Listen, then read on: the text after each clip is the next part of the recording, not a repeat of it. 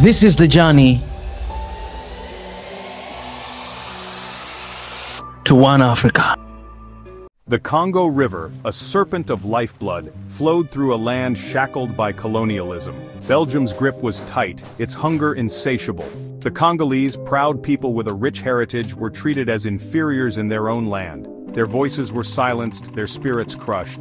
The land wept with the tears of the oppressed, longing for freedom. Hope seemed lost in the darkness of exploitation. But even in the deepest night, a single spark can ignite a fire. Deep within the hearts of the Congolese, a desire for change flickered. They yearned for a leader, a voice to articulate their pain, their dreams, a leader who would stand up to the oppressors and demand their birthright freedom.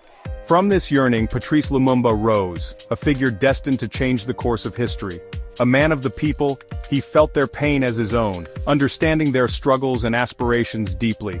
He spoke with the fire of 1,000 suns, his words igniting hope in the hearts of the oppressed, and stirring a sense of purpose.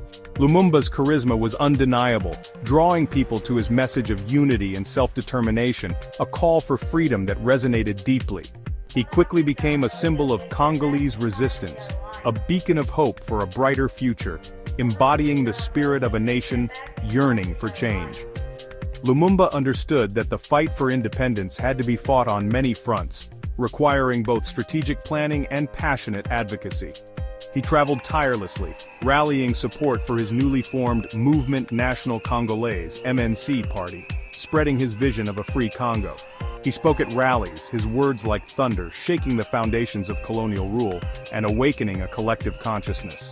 His message resonated far beyond the borders of Congo, inspiring Pan-African solidarity and a shared vision of liberation across the continent. "We are no longer willing to be treated as second-class citizens in our own country. We demand the respect and dignity that every human being deserves." Lumumba roared to a sea of faces, his voice echoing their unspoken yearnings. His words ignited a fire in their hearts, a fire that could not be extinguished. The ground trembled with the weight of their shared desire for freedom. The air was thick with hope and determination, as the people marched forward, united in their cause. The Belgian authorities, shaken by his growing influence, tried to silence him. They saw him as a threat to their control and power. They imprisoned him, hoping to crush the spirit of the movement. But the spirit of the people was stronger than any prison walls. But Lumumba's spirit was unbreakable. His determination only grew stronger, fueled by the injustice he faced. Upon his release, he continued his fight with even greater fervor. His voice became a rallying cry for all those who longed for freedom. He led the MNC to victory in the 1960 elections, paving the way for Congo's independence. It was a historic moment, a turning point in their struggle. On June 30, 1960, the day arrived. The streets were filled with joy and celebration as the people embraced their newfound freedom.